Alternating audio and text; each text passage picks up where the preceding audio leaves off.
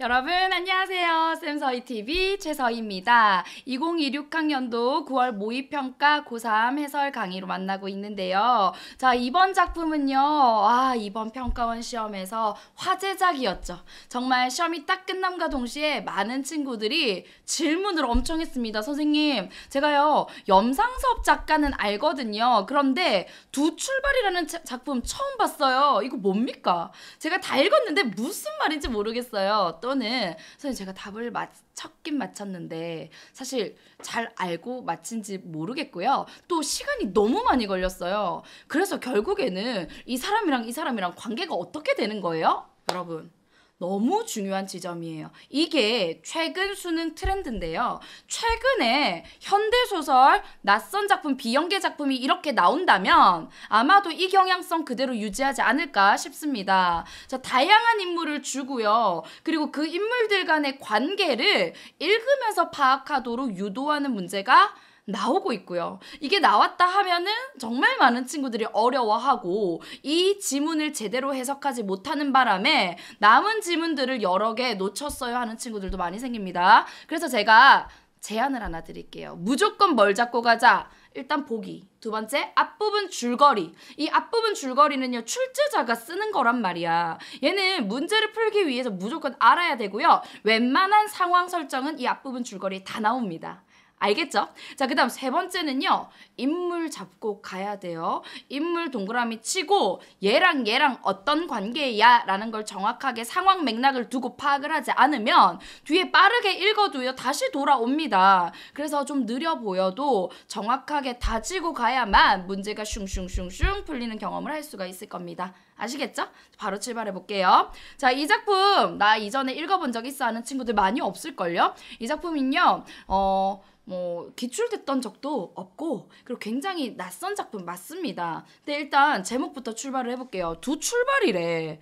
출발인데 뭔가 새로운 데로 나아가나 봐. 근데 두 가지 방향성이 있나 보죠. 까지만 이해하면 끝이야. 자, 그 다음에 이 작품의 핵심은요. 전통과 근대의 가치관이 혼재됐던 일제강점기를 배경으로 하고 있어요. 여기 보면 일본 순사가 나오고요. 일제시대의 경찰서 같은 곳이죠. 주재소라는 것도 나오거든. 그런 것들을 여러분 배경 지식으로 알고 있어야 됩니다. 자, 신분 질서의 흔들림. 근데 그 흔들림 안에서요. 기존의 상층이라고 하는 계층이 있고요. 기존의 하층이라고 하는 계층이 있잖아요. 근데 그들이 이 신분제가 혼란의 도가니 속으로 들어가는 이 시기에 그대로 유지되는 게 아니라 새롭게 나아간다고, 다른 길로. 그래서 두 출발이라고 제목을 붙인 겁니다. 그럼 기존 상층 계층을 대표하는 인물이 누군지, 하층을 대표하는 인물이 누군지 요걸 잡을 수 있어야 되겠죠. 그리고 여기에 떠오르는 뉴 권력 있어요. 누구예요? 일제순사 뉴 권력. 기존의 상층 하층 할 것 없이요. 이 사람의 횡포, 이 사람의 권력 앞에 벌벌 떠는 모습이 나오죠.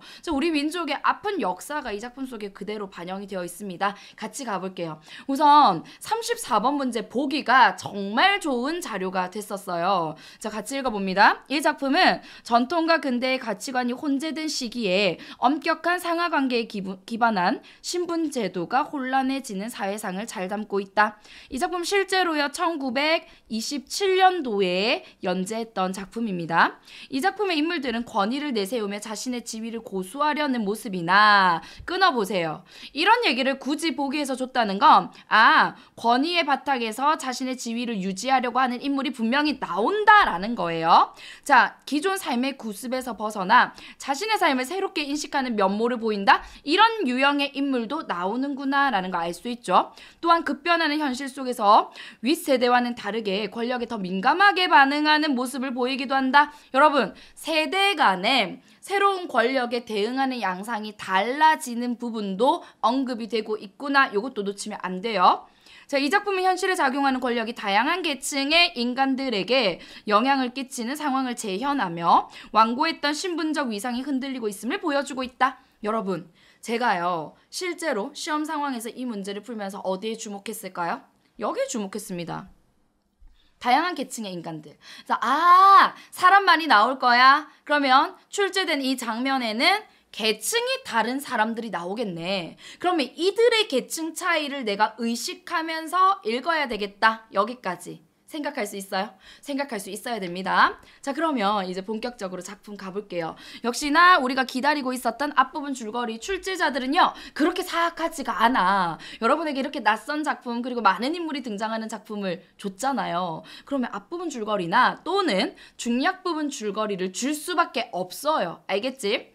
위세를 떨치던 안양덕 집안에서 안양덕, 양덕, 영감 이렇게 계속 나올 겁니다. 그러면 이 집안은 기본적으로는 상층 계층이구나 라는 거 알 수 있죠. 자, 머슴으로 일하는 김원석이야. 그러면 김원석은 하층 계급이다 라는 것도 여러분 체크를 해야 되겠죠. 여기 봐, 그대로 나오죠. 양덕, 영감의 집에서 명절 떡을 훔쳐온다. 누가요? 원석이가.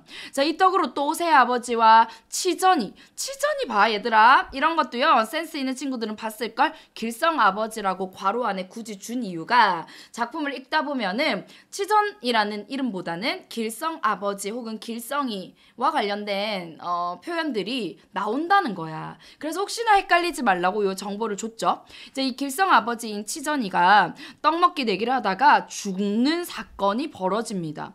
이 일로 인해서 순사가 양덕 영감을 찾아온다. 여기까지. 그럼 여러분 머릿속에는 일단 양덕 영감집 사람들은 상층이야.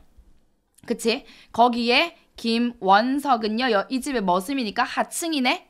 근데 여기에 뉴 권력이 나왔어요. 아까 보기박스 보니까. 그렇지, 순사 새로운 권력이라고 볼 수 있겠네요. 여기까지 여러분이 관계 설정을 한 다음에 이리 오너라 이 부분을 읽어야 된다는 거야. 알겠어? 자, 이리 오너라 하면 순사는 어떤 태도를 취하는지 보세요. 죄인이나 다루듯이 원석이의 소매자락을 잡아채친다. 자, 순사가 원석이 함부로 대하죠? 확인했죠? 가슴이 떨리나 하는 대로 내버려 두었다. 저 원석이 이렇게 생각하는 거야. 설령 죄가 돌아온다 하더라도 받는 것이다. 고까지 생각하며 마음을 가라앉히려 하였다. 저 원석이의 생각까지 다 아는 서술자. 어떤 서술자야? 그렇지, 전지적 서술자 시점으로 이 작품이 지금 진행이 됩니다. 사랑마당에 들어서서도 원석이의 소매를 놓지 않고 큰 방에다가 대고 주인을 부른다. 지금 원석이를 순사가 꽉 쥔 채 주인을 부르고 있는 상황이야. 갑니다. 노영감이, 자, 여기서요, 갑자기 노영감 여기 체크하세요. 이 사람이 누군지를 이제 맥락으로 파악해야 돼. 유리로 내다보다가 누구든지 나가보라고 소리를 치니까, 자, 이 사람 소리 치니까 누군가가 나왔잖아. 그러면 이 사람은 권력이 있는 사람이죠. 힘이 있는 사람이야. 선달이 나왔다. 당신이 주인이요? 아니에요 하고 선달, 이 늙은이죠. 벌벌 떨면서 뒤로 들어가더니 곧 누가 나왔어? 양덕 영감이 나왔다. 자, 이 노영감이랑 양덕 영감이 같은 인물이라는 거예요. 왜 그러? 양덕 영감은 망건을 도드라지게 쓴 위에 곱다란 임무 한 건을 얹어 놓았다. 저 외양 묘사하는 부분이죠. 탐스러운 대모풍잠이 은은히 비추인다. 자, 말소리가 좀 거만한 듯한데 불끈한 순사 보세요. 자, 순사가 이 양덕 영감, 아까 양덕 영감은 어떤 집안이야? 힘있는 위세 등등한 집안이거든요. 그러니까 기존의 상층 계층인데 순사는 이 양덕 영감이 마음에 안 들어요. 맞지? 그래서 좀 거만한데 하면서 이제 화가 난 거죠. 그래서 당신이 주인이요 호주요 하고 연거푸 물었다. 그래서 양덕 영감은 왜 그러는지 잠깐 머뭇거리다가 네 하고 이 대목 밑줄 그어져 있는지 보세요. 그러나 아까보다는 좀 수그러진 목소리로 대답을 했다. 뭐예요? 자, 한풀 기세가 꺾이게 됐다라는 거 알 수 있어요? 자, 그 다음 주제소로 좀 갑시다. 주제소는요, 일제강점기 때 이제 순사들이 거처하던 경찰서 정도 생각하면 됩니다. 자, 어서 옷 입으. 무슨 일인데요? 나도 모르고 어서 옷 갖다 입으. 이러는 동안에 이 노영감은 마루로 나서고, 자, 노영감이 우리 양덕 영감이구나 라는 거 알아요? 자, 이제 여기서 이제 많은 친구들이 어려웠어. 갑자기 뉴페이스 누가 등장했어요? 고깔참봉이 등장했어. 그럼 봐. 양덕 영감이 지금 잡혔어. 나가는 중이지?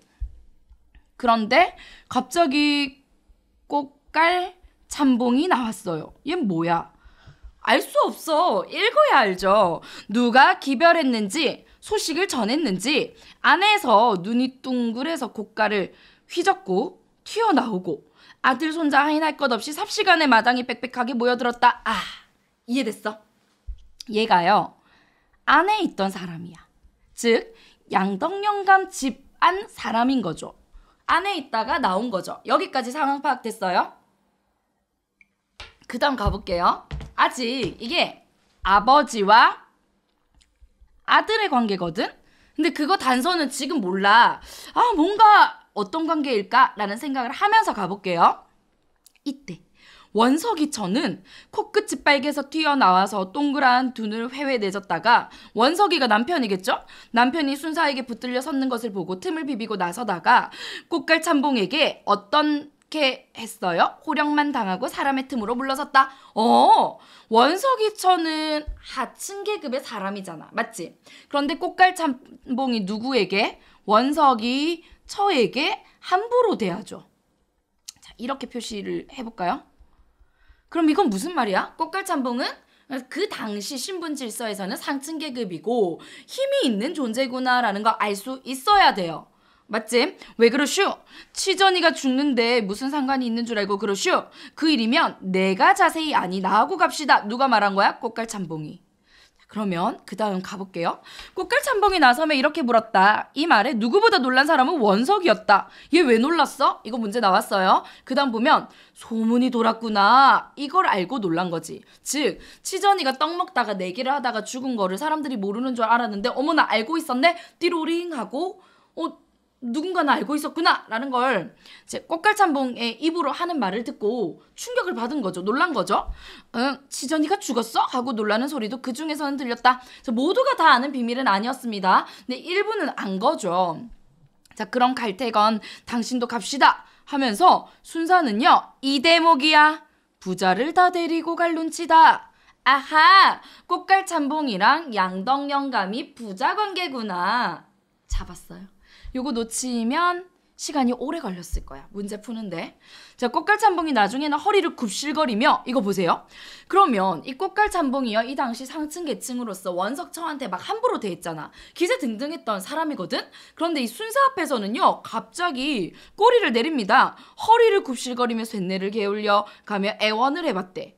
근데 양덕영감은 아까 기가 약간 죽은 듯이 네 하는 정도였는데, 그 아랫세대 아들인 꽃갈연봉은 그 꽃갈참봉은요 훨씬 더 납작 엎드리는 거야. 딱 상황 파악해보니까 순사가 권력자네, 힘이 있네, 나 더 살살 거려야 되겠어. 이러면서 지금 이 지배 구조가요, 재편되는 그 일제강점기의 시대 상황을 보여주고 있는 겁니다. 끝끝내 고집을 세우고 어디로 도망이나 할 염려가 있는 듯이, 자, 또 한 번 알려주죠. 부자의 옷을 내어다가 입혀 앞장 세우고 주재소로 데려간 겁니다. 자, 부자라 하면 양덕영감과 꽃갈참봉의 사이인 거죠. 경관의 앞에는 상전 하인이 없었다. 그만큼 이 경관의 기세가 등등했다는 거야. 이런 일은 이곳에 주재소가 나와선 지 수십 년 내에, 아니 이 집의 가문에 없던 일이었다. 그러니까 이게 굉장히 특별한 일이야. 이전에는 이런 식으로 데리고 간 일이 없었거든. 그런데 그 당시 신분 질서가 흔들리던 시기이다 보니까 그 당시 마을에서 위세 등등했던 이 집안 사람들을 함부로 끌고 갈 수 있는 힘이 있었다라는 거지. 누구에게? 순사에게. 치전이의 장사는 이제 중량 이후 부분인데요. 치전이가 죽었잖아. 길성이 아버지예요. 이제 장사 지내줍니다. 하여간 이와 같이 하여 그날 저녁 때 눈발이 날리고 쓸쓸한 가운데, 그러나 읍내에 청년단체의 대표자의 호상까지 받고서 무사히 지냈다. 송장을 파묻고 내려올 때 그 청년들이랑 원석이의 대화 장면이 펼쳐집니다. 기위 양덕집, 이제 여러분 양덕집, 아까 양덕영감 집안을 얘기하는 거야. 쫓겨나게 되었다니 나올 바에야 오늘로라도 나오슈. 더 이상 이 김원석이 양덕집의 머슴살이 역할을 할 수가 없는 상황이네요. 우리도 이리 올 때는 그 집에 가서 장비라도 부조를 하라고 권고를 할 작정이었으나 그까진 놈이 내놓으면 얼마나 내놓겠소. 어머나. 여러분 이거 봐. 그까진 놈이래. 그 마을의 최고 부자, 최고 높은 자리에 있던 신분 질서에서 그런 사람들을 이제 청년과 원석의 대화 속에서요, 굉장히 하대하는 표현이 나오죠. 신분 질서가 흔들렸다라는 것을 보여주는 대목입니다. 그래서 그만두었지만 저희도 좀 정신이 차릴 날이 있으리이다 하면 남의 일이건만 왜 그러는지 성벽 화를 내어서 여러 사람을 충동질하는 것 같았다. 아닌 게 아니라 저희도 좀 양덕되게 말해볼까 하다가 또 한 소리 들을 것만 같아서 그만두었죠 라는 거죠. 이거 누가 얘기하는 거야? 원석이가. 그 양덕 영감이 뭔가 잘 베풀고 그랬던 집안은 아닌 것 같아요. 그래서 원석이도 이렇게 맞장구를 쳤다. 그렇다마다요, 우리 지부에서도 창립할 때 좀 도와주세요 하고 청하는 거 원조를 청하다라고 얘기하죠. 했는데 단돈 1원 한 장도 안 내고 그런 건 우리는 모릅니다 하고 뻣뻣하기가 바지랑 때 갔던데 이 말이에요. 자, 바지랑 때가 여기 각주에도 나와 있는데 빨랫줄을 받치는 긴 장대, 나무 막대를 얘기하는 거거든. 그래서 그만큼 뻣뻣하게 굴었다라는 거죠. 이것은 또 다른 청년의 말이다. 그는 하여간에 김원석 씨는 그 집에서 나오면 당장 어디를 가시려우? 자, 이 머슴이었던 김원석이요. 이제 어떤 선택을 하는지 잘 보세요. 새로운 출발선에 서 있습니다. 거의 길성이 집 근처까지 와서 한 청년은 원석이를 쳐다보며 발을 멈춘다. 길성 어머니는 이제 남편을 잃은 사람인 거죠. 어찌나 추운지 이제는 울지도 못하고 자식들이 기다리는 집으로 다름질을 해간다. 왜 그러시죠? 저도 이번 일에 무식한 생각이 남아 깨달은 것이 있어서 누가 하는 말이야? 김원석이 하는 말이죠. 단정코 서울로 올라가렵니다. 자, 이렇게 말을 했어요. 서울로? 서울로 가서 뭘 하려고? 뭘 하자는 게 아니오라. 여기 있으면 어떻게 땅떼기라도 부쳐먹고 지내려면 지낼 수도 있겠지만은요. 하면 원석이는 이렇게 말을 합니다. 자, 원석이는 요 뒤로 바로 넘어가 볼게요, 여러분.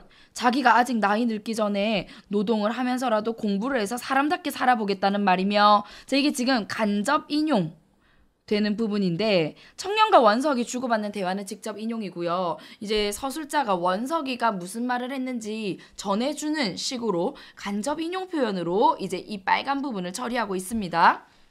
근데 원석이는요, 더 이상 이제 땅을 얻어서 부쳐먹고 사는 머슴 노릇을 하지 않고 서울로 가서 공부하면서 노동을 하겠다, 노동자 계층으로 거듭나겠다라는 것을 보여주고 있잖아. 그래서 이 두 출발에서요, 하나의 출발은 하층 계급이었던 원석이가 이렇게 노동자 계층으로 가고자 하는 방향, 새로운 출발 앞에 선 거죠. 또 한 출발은요, 기존의 상층 계층이었던 이제 고깔 참봉, 이 안양동 내 사람들이 순사에게 납작 엎드리면서 또 부르주아 계층으로 나아가고자 하는 새로운 출발, 뭐 이런 계층의 분화의 새로운 양상, 이 모습을 보여주고 있는 작품입니다.